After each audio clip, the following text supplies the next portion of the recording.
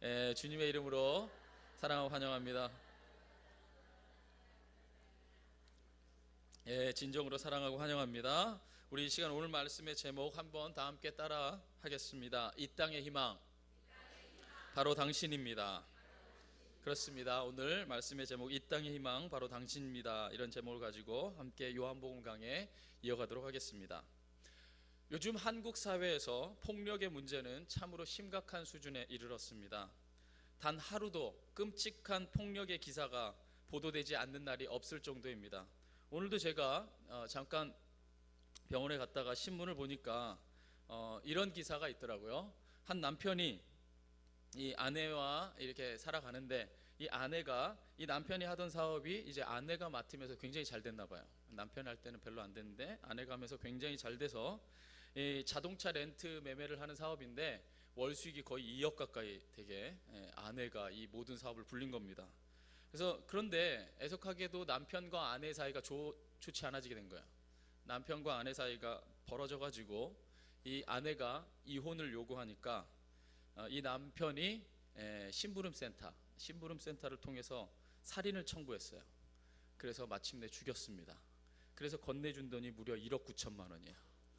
아내 죽여달라고 누군가를 심부름시켜서 1억 9천만 원을 들여서 아내를 죽인 겁니다. 그 이유가 뭔가 하니 단지 아내의 사업체를 가로채기 위해서였어요. 보세요. 남편하고 아내가 사이만 좋으면 되잖아요. 그럼 니께 내 거고 내 것도 니 거잖아요. 왜 반밖에 고개를 안 끄덕거리죠? 니 건 니 거고 내 건 내 거고 니 거도 내 거예요? 우리가 함께 주님 안에서 사랑을 나누면 될 텐데 아내를 죽여서까지 아내의 것을 가로채려고 하는 이 폭력의 이 현장들을 보게 될 때에 사회가 어쩌다 이 지경이 됐는가 우리가 통탄하지 않을 수 없습니다. 사회가 이렇게 되다 보니까 아이들까지도 이걸 다 배웠어요. 그래서 아이들이 다니는 학교에도 폭력 사태가 끊임없이 일어나고 있습니다. 그래서 이제 학교 주위에만 가면요 심심치 않게 이런 현수막 많이 봅니다. 이제 폭력 근절합시다. 폭력 없는 학교를 만듭시다. 그런데 희한하게도 현수막이 늘어가면 늘어갈수록 오히려 폭력은 더 근절되지 않고 더 많아지는 것을 우리가 보게 됩니다. 그렇다면 성적인 타락은 어떻습니까? 말할 것도 없겠죠. 여러 가지 예가 너무나 많겠지만 단적인 예 하나만 들자고 하더라도 이 나라를 이끌어갈 지성의 산실이라고 하는 대학가 근처에도 가면 대학가 근처에 가장 많은 게 유흥가입니다. 그리고 대학가 근처에 모텔들이 곳곳에 난립하고 있어요. 오늘날 지성의 산실이라고 하는 이 대학, 이 나라를 이끌어갈 지성인들이 공부하는 곳에 유흥가와 모텔들이 난립한다고 하는 것은 이 사회의 현주소가 어딘지를 단적으로 보여주는 예라고 하겠습니다. 오늘날 보면은 게다가 요즘 10대뿐 아니라 우리가 TV를 보고 신문을 볼 때마다 아동 성폭력까지도 심심치 않게 계속해서 등장합니다. 오늘날의 성폭력과 이 성적인 타락이 이제 극단을 이르러서 이제 아동까지도 건드리고 있는 이런 개탄을 금할 수 없는 시기에까지 이르렀습니다. 그러나 우리가 이 시점에서 한번 곰곰이 생각해 봅시다. 이 모든 것이 과연 오늘만의 문제였는가? 어제는 그렇지 않았는가? 10년 전에는 괜찮았는가? 100년 전, 아니 1000년 전, 2000년 전은 과연 괜찮았고 그때는 그러지 않았는가? 많은 사람들이 흔히 이런 얘기합니다. 사람들이요 이렇게 잘못되는 걸 보면서 이런 사회 현상을 보면서 이런 얘기합니다. 옛날엔 이렇게까지는 아니었는데, 예전에 이러진 않, 내가 어렸을 때만 해도 이러지 않았는데. 여러분들 이런 얘기 심심치 않게 합니다. 그런데요 어느 시대 어느 곳이든 형태만 다를 뿐 인간이 이렇게 죄악을 벌이는 근본적인 모습에는요 전혀 차이가 없었습니다. 그 모든 것을 누가 말해주느냐? 바로 성경이 생생하게 그 현장을 증거해주고 있습니다. 제가 한번 간략하게 성경을 한번 살펴볼게요. 먼저 창세기, 성경의 가장 첫 장인 창세기 1장에서 하나님이 천지 창조를 합니다. 그리고 2장에서 그 천지 창조하신 이 세상에 에덴에 아담과 하와가 거하는 것을 기록하고 있어요. 그러니까 1장은 천지 창조예요. 2장은 그가 안에 살아가는 아담과 하와의 모습입니다. 곧바로 3장에 이르르면 뭐가 나타나냐? 거기서부터 바로 타락이 나타납니다. 인간이 범죄하게 된 거예요. 그래서 인간이 타락한 3장을 지나서 4장을 열자마자 바로 어떤 일이 일어나느냐? 타락한 인간에게서 나타나는 첫 번째 문제가 바로 폭력이었어요. 근데 그 폭력도 그냥 하잘것없는 폭력, 단순한 폭력이 아니라 어떤 폭력이었습니까? 형인 가인이 동생인 아벨을 쳐 죽이는, 바로 오늘날에도 가장 극악하고 잔인하다고 이야기하는 살인 행위였습니다. 게다가 이것이 우발적인 범죄가 아니라 철저하게 계산된 범죄였다는데 그 심각성이 더 있습니다. 가인의 살인 현장을 증거하고 있는 창세기 4장 8절 말씀에 보면요, 이렇게 기록되어 있습니다. 가인이 그의 아우 아벨에게 말하고 그들이 들에 있을 때에 가인이 그 아우 아벨을 쳐 죽이니라. 그런데 이 개역 성경에서는요, 이 구절의 뉘앙스, 원문에서 말하고 있는 뉘앙스를 정확하게 번역해내지 못했어요. 그런데 여러분들이 다른 번역 성경, 뭐 현대인이나 뭐 쉬운 성경이나 뭐 표준어세 번역, 여러 다른 성경은요, 이 부분을 완벽하게 번역해주고 있어요. 단지 개역 성경만 이걸 정확하게 뉘앙스를 못 잡아냈어요. 그 많은 성경 중에서 대표적으로 세 번역 성경을 보면요, 그 세 번역 성경에는 이렇게 기록되어 있습니다. 한번 여러분이 4장 8절 한번 읽어보도록 하겠습니다. 세 번역 성경으로 시작.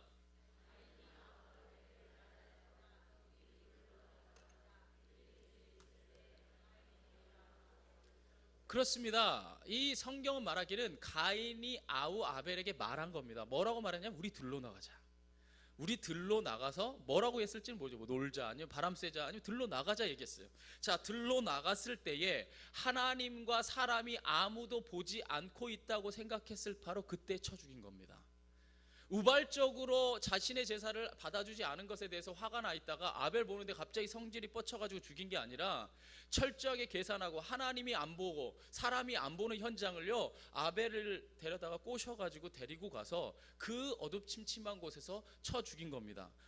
그렇다고 한다면 창세기의 서두를 열자마자 말한 이 살인의 현장과 제가 아까 남편이 심부름센터를 통해서 청부살인을 부탁해서 철저하게 계산된 5월 달부터 계산해가지고 오늘에서야 그 죽이게 된 바로 오늘 신문에 나온 이 사건과 별반 다를 게 없어요. 철저하게 계획된 살인의 범행이 바로 창세기 4장부터 드러나고 있다는 얘기입니다. 그런데 그것이 끝이 아니었습니다. 아벨을 살해한 가인이 하나님의 은혜로 생명을 부지하게 되었건만 바로 그의 자손에서부터 성적인 타락이 또한 시작됩니다. 바로 4장 19절에서 그 증거를 말해주고 있습니다. 창세기 4장 19절에 이렇게 기록되어 있죠. 라멕이 두 아내를 맞이하였으니 하나의 이름은 아다요 하나의 이름은 실라였더라. 이렇게 기록되어 있습니다. 보세요. 인류 역사상 처음으로, 제가 아까 말했죠, 1장이 천지창조, 2장이 에덴에 있는 아담과 하와, 3장이 타락, 4장이 바로 타락한 인간의 역사의 시작이에요.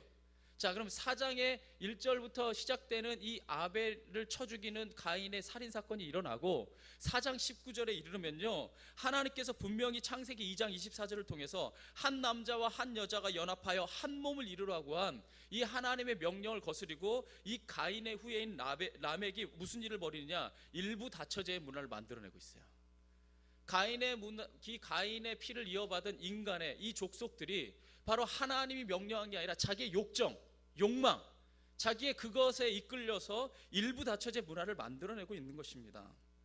또한 이 창세기 4장 23절에서부터 24절에 나타나 있는 바로 일부 다처제의 문화를 만들어낸 이 라멕의 고백을 통해서 인간의 폭력성이 어디까지 이르게 됐는지 알 수 있습니다. 한번 창세기 4장 23절에서 24절 말씀 보겠습니다. 이렇게 말합니다. 라멕이 아내들에게 이르되 아다와 실라여, 아까 일부 다처제 두 여자죠, 그죠? 아다와 실라여, 내 목소리를 들으라. 라멕의 아내들이여, 내 말을 들으라. 나의 상처로 말미암아 내가 사람을 뭐하였고, 나의 상처로 말미암아 내가 사람을 죽였고, 나의 상함으로 말미암아 누구를 죽였도다? 소년, 어린아이를 죽였도다. 가인을 위하여는 벌이 7배일진데 라멕을 위하여는 벌이 77배이리로다 하였더라 라고 기록되어 있어요. 자, 여기서 하나님을 떠난 인간이 얼마나 악한 모습으로 변했는지 잘 보여주고 있습니다. 본문에서 라멕이 아까 말하죠, 나의 상처로 말미암아 내가 사람을 죽였다고 얘기합니다. 여기서 라멕이 말하는 이 상처는요, 히브리어로 페자입니다. 페자. 뭐라고요? 페자. 이 라멕이 나의 상처로 말미암아 사람을 죽였다. 23절에 보면은 나의 상처로 말미암아 사람을 죽였다고 할 때 히브리어로 페자인데, 이 페자는요, 그 원어적인 의미상 고작해야 타박상, 살짝 멍이 들 정도의 상처를 페자라고 얘기합니다. 그러니까 깊은 상처를 받은 게 아니라 타박상과 멍이 들 정도의 상태에 이 상해를 입었다는 거예요. 자, 그 정도 타박상을 입자마자 이 라멕이 어떤 일을 저지릅니까? 나에게 타박상을 입혀서 그래서 내가 소년을 죽여버렸다는 겁니다. 바로 어린아이를 가차없이 죽여버렸다는 거예요. 그리고 난 다음에 자신을 보호하기 위해서 말하기를 가인을 해한 자가 만약에 그 벌을 7배로 받는다면 나를 만약에 이 사건으로 인해서 나를 건드리면 77배로 보복해 주리라. 보세요. 창세기 지금 4장 안에서 일어나는 일이에요. 얼마나 사람이 사악해지고 얼마나 사람이 악해지고 얼마나 악독해지고 있습니까? 자, 그러면 그 다음에 일어난 일이 뭘까요? 5장에는 족보가 나오고요. 6장에 이르면요, 어떤 사건이 일어나면요, 하나님의 사람들, 하나님의 아들들과 사람의 딸들, 이 세상의 딸들이 이 성적으로 문란한 이 노란하는 것에 대해서 창세기 6장이 말해주고 있습니다. 그래서 당시의 성적인 타락이 얼마나 심했고 하나님의 마음을 아프게 했던지 하나님께서 인간 지은 것을 후회하시고 뭐 하셨다고요? 후회하시고 가슴 아프게도 자신이 손수 지은 인간들을 다 물로 멸해버립니다. 얼마나 그의 타락상을 하나님이 두고 볼 수 없었던지 완전히 다 이 세상에서 인간을 없애버렸어요. 그러면 그것으로 인간의 모든 문제가 해결됐는가? 아닙니다.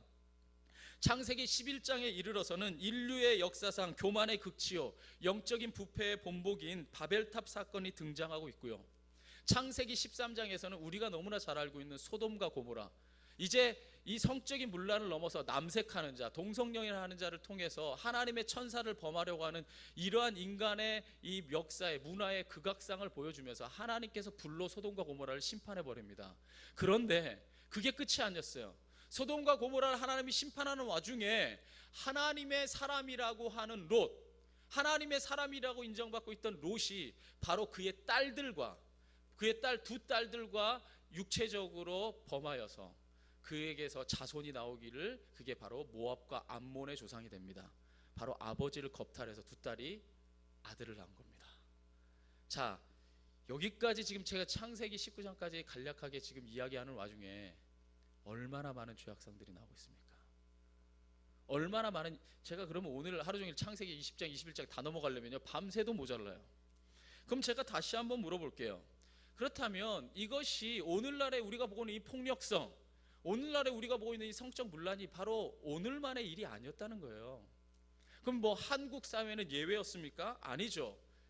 제가 아까 말했듯이 어르신들, 우리 이 정도 나이 지긋하게 먹으신 분들, 어르신들이 말하는 그때가 좋았지, 그때가 좋았지, 이런 말 많이 합니다. 그럼 여러분들이 말한 과연 그때는 어땠습니까? 여러분들이 말한 그때에는요, 남성들이요, 이 자기가 바람피고 다른 두 집 살림하고 세 집 살림하는 게 남자의 남자다움을 나타내시는 것이냐, 많은 사람을 거느리는 게 더 잘난 사람인 것이냐, 버젓하게 그런 일들을 대놓고 행했어요. 그러지 않았나요? 바로 여러분이 말하는 그때에 그랬어요. 우리가 말하는 바로 그때에 우리는요 세계대전을 겪고 6.25를 겪으면서 엄청난 폭력성의 현실들을 우리가 두 눈으로 똑똑히 목격하게 됐습니다. 이건 우리나라적인 문제만 아니라 세계적으로도 뭐 예를 들자면 끝이 없죠. 홀로코스트를 통해서 600만이 넘는 유태인들을 한 번에 죽인 사건이라든지, 아니면 킬링필드 사건을 통해서 캄보디아에 살고 있는 3명 중에 1명을 죽여버린 사건이라든지, 대놓고 안경만 껴도 죽이고, 그러면 안경 낀 사람 여기 다 죽어야 돼요. 캄보디아에 있었으면. 그때 캄보디아가요 우리나라보다 잘 살던 나라였고 우리나라보다 훨씬 더 부강했던 나라입니다. 근데 그 나라에 한 번에 이 폴포츠라고 하는 사람이 공산주의를 심겠다고 하는 이 열렬한 마음, 처음에는 뜨거운 사랑의 마음이었어요. 그 마음으로 이 사람들이 순진해야지 완벽한 공산사회가 이루어질 수 있다고 생각해서 똑똑한 사람들은 다 죽이자 해서 승려들 죽이고 선생님 죽이고 안경 쓴 사람 다 죽이고, 그 다음에 똑똑한 사람을 구분할 수 없으니까 어떻게 한 줄 알아요? 손을 검사해요. 손을 검사한 다음에 손을 고우면 죽여요. 이 사람은 고생 안 하고 공부했다는 거죠. 그럼 손을 한번 보세요. 전 죽었어요. 거기 있었으면 전 죽었어요. 여러분, 이러한 정말 무분별한 폭력의 역사와 현장들이 우리가 그때가 좋았다고 하는 20세기에 일어난 일들입니다. 그렇다면 이런 세상 속에서 우리 그리스도인은 어떻게 살아야 하는 것일까? 그저 힘없이 이 세상을 바라만 보고 있어야 하는가? 이 세상의 이 모든 악들을 바라보면서 우리는 그냥 두 손 놓고 있어야 하는가? 저는 분명히 아니라고 생각합니다. 저는요 우리가 이 시대의 희망이 돼야 된다고 생각합니다. 아멘을 5번만 하는 거는 다시 한번 제가 할게요. 저는요 우리가 이 시대의 희망이 되어야 한다고 생각합니다. 이처럼 끊임없이 패역한 세대 속에서도 지금까지 역사가 이어져 내려올 수 있었던 것은 가인이 죽인 아벨 대신에 셋이 있었고, 타락한 라멕 대신에 여호와의 이름을 부르며 예배하는 에노스의 후예들이 있었고, 바로 하나님이 물로 이 세상을 심판하실 때 하나님께서 당대 의인으로 살아남았던 노아와 그의 가족들이 있었고, 이 세상이 불로 소돔과 고모라가 심판당하고 롯이 그의 딸들에게 겁탈을 당해서 두 암몬과 모압 족속을 낳을 때에도 그 옆에는 믿음의 조상 아브라함이 굳건히 서 있었기 때문에 오늘날의 이 시대에 하나님의 역사는 도도히 흘러왔다고 저는 분명히 믿습니다. 이 악한 세상 속에서도 바로 이러한 하나님의 백성이 있었기 때문에 희망의 불꽃은 타올랐어요. 저는 여러분들이 이 시대의 희망이라고 저는 분명히 봅니다. 여러분 때문에 이 시대의 희망은 여전히 타고 있습니다. 그렇다면 우리가 오늘 본문을 읽은 예수님이 십자가에 못 박혀 죽은 현장을 한번 돌아봅시다. 자, 예수님이 십자가에 못 박혀 죽은 현장, 이 또한 얼마나 인간의 잔악한 폭력의 현장입니까? 그러나 그 참혹한 폭력의 현장 속에서도 역설적이게도 희망의 불꽃이 타오르고 있었습니다.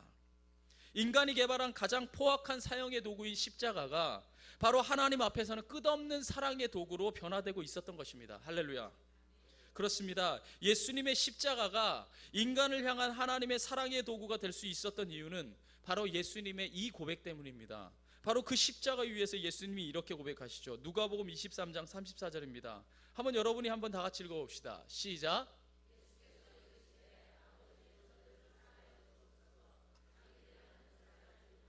그렇습니다. 아버지여, 하나님 아버지여, 저들의 죄를 용서하여 주소서.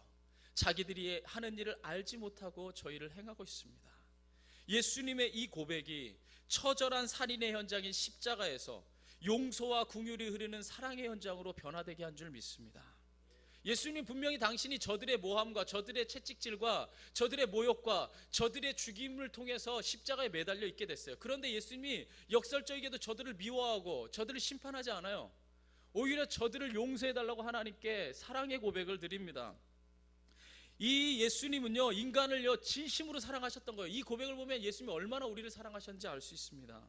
예수님은요 바로 인간을 너무나 사랑하셨기 때문에 그 잔악한 폭력의 현장에 기꺼이 뛰어드셨고, 바로 그곳에서 인간을 향한 가장 고귀한 사랑의 강물을 흘러내보내신 것입니다. 하지만 인간들은 깨닫지 못했어요. 오늘날의 사람들처럼 인간들은 깨닫지 못했습니다. 그래서 예수님과 함께 3년이나 지냈던 예수님의 제자들은 자신의 살 길을 찾아 뿔뿔이 도망쳐 버렸고, 바로 어제까지 예수님이 구원자여 메시아라고 외쳤던 수많은 사람들은 권력 앞에서 무서워서 벌벌 떨고 있었고, 다만 예수를 죽인 자들만 자기들이 승리한 것이냐 웃으면서 서 있었습니다. 그러나 바로 이곳에서도 이 예수님의 그 사랑의 강물을 받아 예수님을 향하여 찬란한 사랑의 고백을 피워낸 사람들이 있었으니, 바로 그 주인공이 오늘 고백한, 우리가 성경에서 고백한 아리마대 요셉과 니고데모입니다. 굉장히 역설적이게도요, 베드로가 아니에요. 역설적이게도요, 안드레가 아니었어요. 우리가 흔히 주목하지 못하는 바로 아리마대 요셉과 바로 니고데모가 바로 그 폭력의 현장을 사랑의 현장으로 바꾸신 그 예수님의 복음을 가장 온전히 받아들여서 예수님께 사랑의 고백을 드린 온전한 하나님의 자녀들이었습니다. 오늘 본문의 38절 한번 보십시오. 38절 한번 다 같이 읽어보겠습니다. 시작. 유대인이 두려워 그것을 숨기더니 2일 후에 빌라도에게 예수의 시체를 가져가기를 구하매 빌라도가 허락하는지라 이에 가서 예수의 시체를 가져가니라. 자, 아리마대 사람 요셉, 이 아리마대 요셉이 누구냐면요, 존귀한 공의회 의원입니다. 존귀한 공의회 의원이라고 한다면은 이게 뭐라고 생각하냐면요, 여러분들 이렇게 생각하면 쉬워요. 로마, 옛날에 로마라는 나라 아시죠? 로마라는 나라가 원래는 황제가 다스리는 나라가 아니었습니다. 거기가 그 민주주의, 사람들의 목소리를 담아가지고 많은 사람들이 협의해서 나라를 다스리던 나라였어요.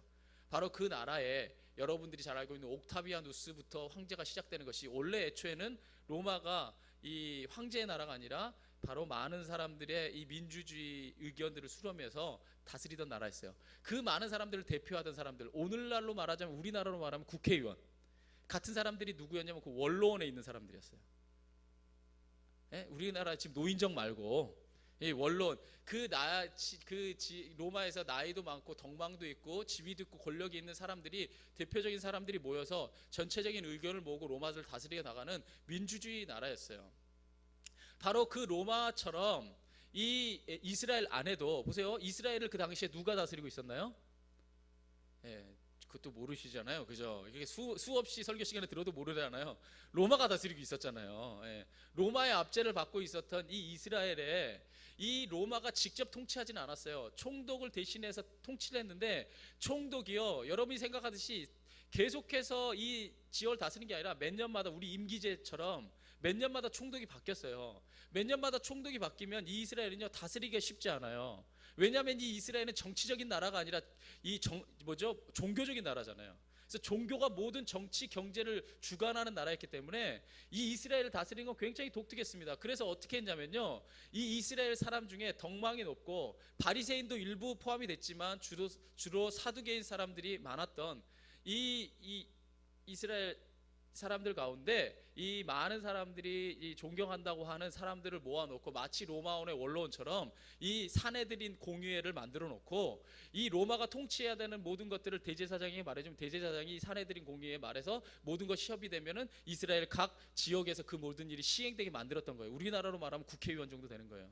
이해하시겠어요?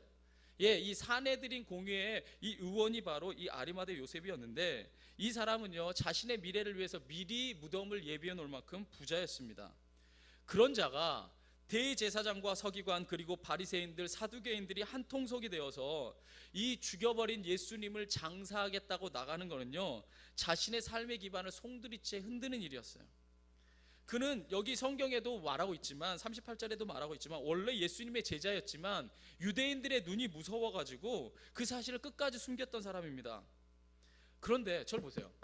끝까지 예수님의 제자이지만 자신의 모든 것을 잃어버릴까 봐 숨겨오며 살았던 이 아리마대 요셉이 예수님이 잘 나갈 때도 아니고, 예수님이 십자가에 못 박혀 죽음으로써, 제가 지난번에도 설교했지만 예수님이 십자가에 죽는 것을요, 그냥 죽은 게 아니라 십자가에 죽었다고 하는 사실은 이스라엘에서도 죄인이 된 거지만, 좀 더 빌라도의 이 재판을 통해서 예수님은 또한 누구에게 죄인이 된 거예요? 로마에게도 죄인이 된 거예요. 그러니까 이스라엘의 죄인만 아니고 로마의 죄인으로 완전히 법적으로 정치범으로 이 예수님이 낙인 찍혔기 때문에 예수님을 따른다고 하는 것은 어떤 위해가 로마 사회적으로도 갈 수 있을지 알 수 없어요. 또한 게다가 이스라엘에서 이 집권층들이 죽였기 때문에 이 집권층들이 이 사람을 또 어떻게 해야 할지 모릅니다. 그렇게 위험한 상황 가운데서 예수님의 제자임을 자처하면서 이 예수님의 시체를 달라고 용기 있게 고백한 겁니다. 그렇다면 어떻게 이런 그 가장 위험한 순간에 이 아리마대 요셉이 자기가 예수님의 제자임을 말하며 예수님의 시체를 가져달라고 이야기할 수 있었을까? 같은 장면을 묘사하고 있는 마가복음 15장 43절 말씀을 통해서 그 이유를 알 수 있습니다. 한번 15장 43절 말씀 보겠습니다. 우리 함께 읽어볼까요? 시작. 아리마대 사람 요셉이 와서 당돌이 예수의 시체를 달라 하니 이 사람은 존경받는 공회원이요 뭐하는 자더라? 하나님의 나라를 기다리는 자였더라 라고 말하고 있어요. 아리마대 사람 요셉이 이처럼 담대하게 예수님을 장사할 수 있었던 이유는 바로 그가 하나님의 나라를 기다리는 자였기 때문입니다. 그는 지금까지요, 자신의 지위, 자신의 재물, 자신의 명예를 지키기 위해서 마음은 예수님의 제자였지만 겉으로는 그것을 표현할 수가 없었어요. 만약에 그것을 표현하는 날에는 한순간에 자기의 모든 것이 날아갈 판이었어요. 왜냐하면 그가 속해 있는 그 집단이 바로 예수님을 앞장서서 죽이려 한 그 집단이기 때문입니다. 그런데 그가 이 예수님의 십자가 사건을 보면서 예수님의 말씀을 그 순간에 떠올렸을 겁니다. 예수님의 말씀을 떠올리면서 이 십자가 사건이 하나님의 나라를 이루는 데 있어서 매우 중요한 일임을 직감한 거죠. 아마도 정확히는 알지 못했을 겁니다. 그러나 예수님의 이 십자가 헛된 것이 아니라 하나님의 나라를 기다리는 자였던 이 아리마대 사람 요셉이 보기에는 이 예수님의 십자가가 이 예수님의 모든 설교의 말씀들을 종합해 볼 때 하나님 나라를 이루는 데 중요한 일을 할 것이라는 직감을 했어요. 그래서 자신의 모든 목숨까지도 걸고 예수님의 그 모든 이 시체를 받아들여서 예수님의 죽으심과 부활을 예비하는 자가 됐던 것입니다. 자, 그것은요, 이 이 성경 구절에 나오는 니고데모도 같았어요. 이 니고데모 역시 하나님의 나라의 진리에 갈급한 자였습니다. 얼마나 그 진리에 갈급했던지 예수님을 찾아와서 그 진리에 대해서 직접 묻기까지 했고, 그가 많은 사람들 앞에서 그 진리를 공표하기까지도 했어요. 그런데 이 사람도 아리마대 요셉하고 똑같이 숨겨요. 예수님의 제자인 걸 숨깁니다. 왜냐하면 이 사람도 존귀한 공회원이에요. 이 사람도 사내들인 공회원이에요. 그러니까 높은 지위를 가졌고, 이 사람 바리새인 출신의 사람이에요.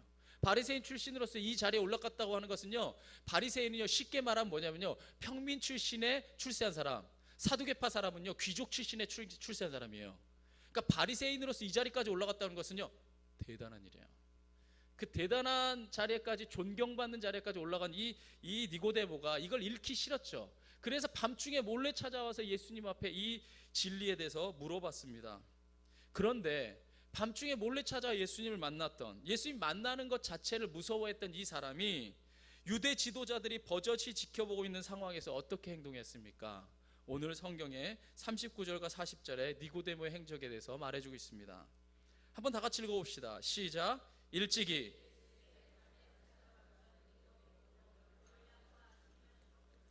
$100리트라쯤 가지고 온지라. 이에 예수의 시체를 가져다가 유대인의 장례법대로 그 향품과 함께 세마포로 쌌더라. 자, 예수님을 찾았다는 사실 자체가 알려지는 것이 두려워서 한밤중에 찾아왔던 이 니고데모가 예수님의 장례를 준비하기 위해서 엄청난 양의 값비싼 이 향료를, 또한 세마포까지 가지고 예수님의 십자가 앞에까지 나온 것입니다. 이는 유대인의 장례법이요, 죽은 자의 몸에 향품을 바르고, 이게 애굽의 이 법하고 달라요. 애굽은요 방부제 바르는 거였는데 이 유대인들은 향품을 발랐습니다. 그리고 부드러운 세마포로 그 몸을 감싸주는 게 이 유대인의 장례법이었어요. 그래서 이 니고데모는 그 살벌한 살인의 현장에서 자신이 주님께 해드릴 수 있는, 예수님이 죽는 것은 막을 수 없지만 자신이 해드릴 수 있는 최선을 다한 주님의 사랑을 고백한 겁니다. 그렇다면 봅시다. 그러면 니고데모는 어떻게 이런 일을 할 수 있었을까? 이 니고데모가요, 이 예수님을 찾아왔던 요한복음 3장에 보면 이 사람도 존귀한 공회원으로서 예수님을 찾아와서 거듭나야지만 하나님의 나라를 얻을 수 있다고 하는 이 영적인 비밀에 대해서 배웁니다. 요한복음 3장 3절입니다. 요한복음 3장 3절에 내가 어떻게 하면 하나님의 나라에 이를 수 있습니까? 물었을 때 예수님께서 대답하여 이르시되 진실로 진실로 내게 이르노니 사람이 거듭나지 아니하면 뭐 할 수 없느니라. 그죠? 사람이 거듭나지 아니하면 하나님 나라를 볼 수 없느니라 말합니다. 그렇습니다. 이때부터 니고데모는 거듭남으로써 하나님의 나라를 볼 수 있는 자가 되기를 소망했던 거예요. 내가 거듭나서 하나님의 나라를 볼 수 있는 사람이 돼야지, 이런 마음의 소원이 있었던 것입니다. 자, 즉 니고데모 또한 아리마대 사람 요셉처럼 하나님의 나라를 기다리던 자예요. 그렇죠? 하나님의 나라를 보고자 거듭나기 위해서 예수님을 찾아왔던 이 니고데모도 하나님의 나라를 기다리던 자였습니다. 그래서 사내들인 의회가 예수님을 체포해서 죽일 것을 결의할 때에 유일하게 그 부당성을 담대하게 지적하며 이 나선 사람이 바로 니고데모입니다. 그게 바로 요한복음 7장 50절부터 53절에 나와요. 보세요. 3장에 이르러서 거듭남에 대해서 들었던 이 니고데모가 7장에 이르러서 벌써부터 목숨 걸고 예수님을 변호하고 있어요. 바로 이 하나님 나라를 기다린 자라고 하는 것은, 봅시다. 하나님의 나라를 기다린 자였던 아리마대 사람 요셉과 이 니고데모, 하나님의 나라를 기다린다. 이것을 우리가 헬라어로 뭐라고 말합니까? 마라나타. 따라합시다. 마라나타. 주 예수여 어서 오시옵소서.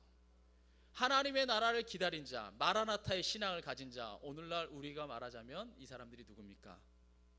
그리스도인. 바로 나입니다. 바로 여러분입니다. 하나님의 나라를 기다리는 사람들이었기 때문에 목숨을 건 거예요. 명예도 건 거고요. 사내들인 공회에 들어간다고 하는 거, 그 당대에요, 대제사장이 되는 것 말고는요 최고의 직위입니다. 그 자리에 올라선 것까지도 다 버릴 각오를 하고, 자 보세요. 예수님의 3년 동안 함께했던 이 12제자는 뿔뿔이 다 자기의 살 길 찾아 도망갔고, 이 예수님의 곁에는 아무도 없었는데 바로 이 두 사람이 제일 존귀한 자리에 있었던 이 두 사람이 목숨 걸고 예수님의 마지막을 맞이하고 있는 것입니다. 이들이 진정 예수님의 말씀을 통해 이 진정한 그리스도인이 되었고 마라나타의 신앙을 가진 자들이 되었기 때문에 이렇게 예수님의 마지막을 아름답게 마무리하는 도구가 될 수 있었던 줄 믿습니다. 제가 다시 한번 강조하지만 니고데모의 이러한 행동이 얼마나 어려운 결단을 요구한 것인가는요, 그의 삶의 자리를 볼 때 우리가 깨닫게 됩니다. 그는 다시 한번 말하지만 유대인의 간원으로서 바로 그가 속해 있는 바리새인 집단, 바로 그가 속해 있는 사내들인 공회가 예수님을 죽일 것을 공포하고 예수님의 죽일 것을 결의하고 예수님을 모함에 빠뜨려서 죽인 사람들이에요. 바로 그 사람들의 무리에서 뛰쳐나와서 예수님의 십체를 받아들이고 그 예수님을 나의 구주로 모시고 제자를 삼겠다는 건요, 죽을 각오를 한 것입니다. 그러나 아리마대 사람 요셉과 니고데모가 예수님의 십자가를 통해서 분명히 하나님의 나라를 보았던 겁니다. 어떤 형식인지 몰라요. 아마 확신하지 못했을 수도 있어요. 그러나 저들이 마음 가운데 이 예수님을 자기의 모든 삶을 바쳐서라도 이 마무리를 지어야 되겠다는 그 사명감이 분명히 이들에겐 불타올랐습니다. 바로 그리하여 목숨을 걸고 예수님의 찬란한 이 희생을 아름답게 마무리하고 부활의 터전을 마련하는 주인공들이 될 수 있었던 것입니다. 여러분 보세요. 예수님이 어디서 부활하셨습니까? 아리마대 사람 요셉이 자기 자신을 위해서 마련해 두었으나 주님에 대한 사랑 때문에 그 모든 것을 포기하고 자신이 내드렸던 새 무덤에서 바로 예수님이 부활하셨습니다. 예수님이 부활하신 흔적이 무엇입니까? 바로 니고데모가 목숨 걸고 예수님께 입혀드렸던 바로 그 세마포가, 세마포 성가되네요. 바로 그 세마포가 예수님의 부활의 흔적과 증거가 되었습니다. 예수님의 부활의 터전이 아리마대 사람 요셉의 것이었고 예수님의 부활의 흔적이 바로 니고데모의 희생이었습니다. 이와 같이 하나님의 나라를 목숨 걸고 기다리는 자들이 있었기 때문에 그들을 위해서 예수님이 이 땅에 오셨고 친히 십자가를 지셨습니다.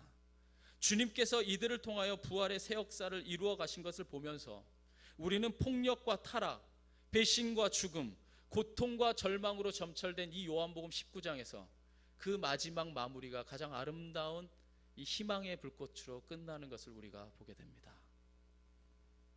다시 한번 우리 주위를 한번 살펴봅시다. 도처의 기승을 부르고 있는 이 모든 무분별한 이 폭력과 성적인 타락들, 이 모든 것이 우리의 삶을 위협하고 있습니다. 그러한 세상 속에서 진정한 그리스도인은 그저 절망하고 탄식하는 자가 돼서는 안 됩니다. 오히려 골고다 같은 이 세상 속에서도 역설적이게도 찬란하게 사랑의 극치를 보여주신 예수님을 바라보고 기다리고 예수님을 구하면서 우리의 모든 것을 걸고라도 예수님의 사랑이 이 땅 가운데 꽃필 수 있도록 내드려야 되는 줄 믿습니다. 저는요, 거창한 것을 이야기하는 게 아닙니다. 우리가 할 수 있는, 우리가 서 있는 현장에서부터 하라는 거예요. 아리마대 사람 요셉은요, 자신이 가지고 있는 새 무덤이 있었기 때문에 주님께 드릴 수 있었어요. 니고데모는 자신이 부유한 자였기 때문에 주님의 향료를 직접 준비하고 세마포를 직접 준비할 수 있었습니다. 그렇다면 우리가 이 자리에서 니고데모가 되고 아리마대 요셉이 되는 그 길은 무엇인지를 묻는 자가 될 때에 바로 우리 또한 하나님 나라를 기다리는 자가 될 것이고 바로 그가 진정한 그리스도인이라는 거예요. 제가 오늘 아침에 출근을 하면서 TV 잠깐을 보는데 션이라는 가수가 나오더라고요. 션. 옛날에 그 어르신들은 잘 몰라요. 말해줘, 네 마음을 말해줘, 뭐 이렇게 하는 가수가 있었어요. 그 뒤로 히트곡이 안 나오는데 이 션이라는 이 사람이 나와서 이 장애우들을 위해서 365억인가요? 이걸 모금하기 위해서 10,000원씩 자신이 모으고 주위에 있는 동료 연예인들 무수하게 동원했더라고요. 그 사람들을 다 전도해가지고 막 이 장애우들을 돕기 위해서 이 병원, 무료 병원을 건립하기 위해서 막 모금하는 모습을 보는데 정말 아름답더라고요.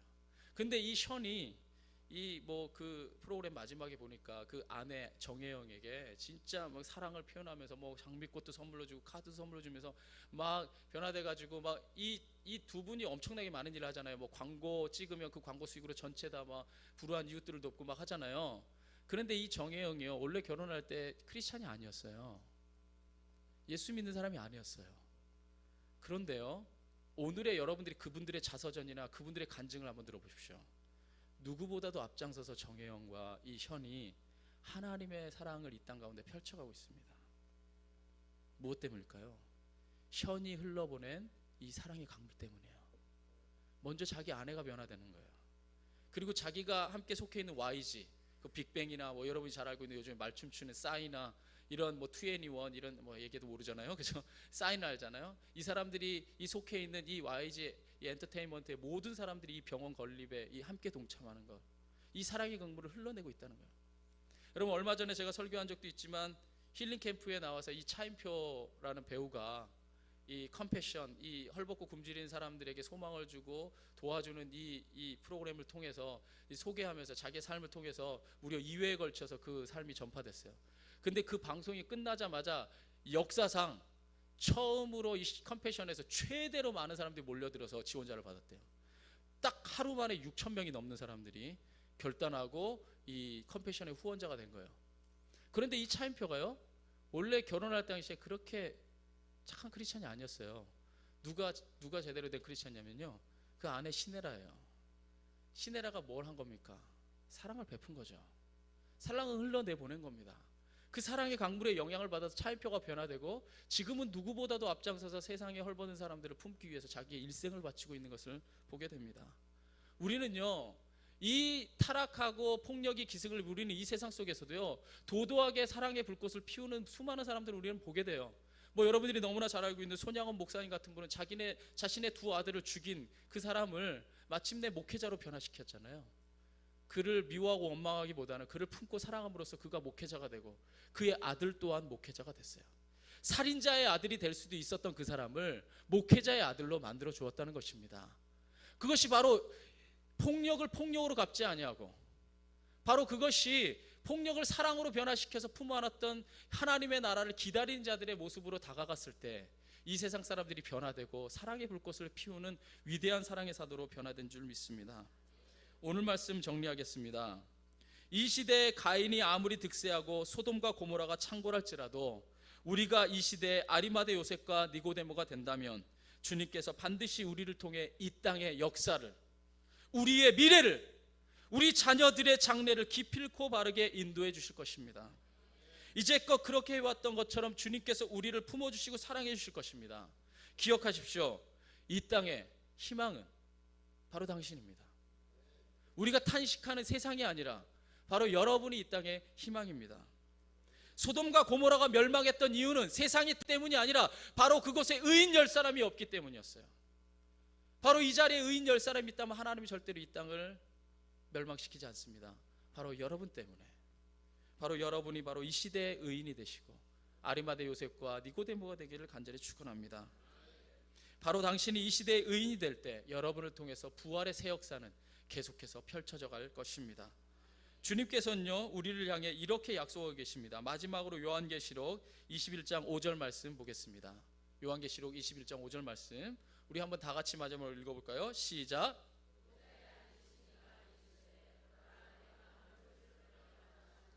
또 이르시되 이 말은 신실하고 참되니 기록하라 하시고. 할렐루야.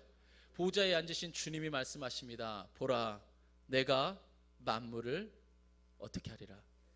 새롭게 하리라. 이 말은 참되고 신실한 것이다.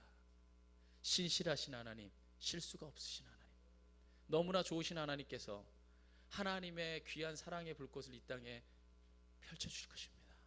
그것은 누구를 통해? 목숨 걸고 작은 것이지만 자기의 자리에서부터 하나님의 나라를 이루어가는 여러분을 통해서. 작은 거라도 실천하세요. 여러분이 당장 작은 것이라도 오늘 당장이라도 전화를 걸어서 컴패션의 후원자가 되든지, 아니면 여러분의 바로 눈 옆에 보이는 모든 헐벗고 버림받은 자들의 이 이웃이 되든지, 여러분들이 흘러내보는 그 사랑의 강물을 통해서 세상 사람들만 보지 마시고 바로 제가 서두에 고백했듯이 여러분의 남편부터, 여러분의 아내부터 먼저 사랑함을 통해서 바로 이 사랑의 불꽃이 펼쳐져 나가서 이 세상 만물이 새롭게 되기를, 바로 여러분을 통해 새롭게 설 수 있기를 간절히 축원합니다. 우리가 이 시간에 나 주님의 기쁨 되기 원하네 이 찬양 함께 드리고, 우리 아까 말씀드렸듯이 우리 목사님의 모든 집회와 우리 교회 사역과 내일 있을 밴드 목회 우리 세미나를 통해 위해서 함께 기도해 주시길 바랍니다.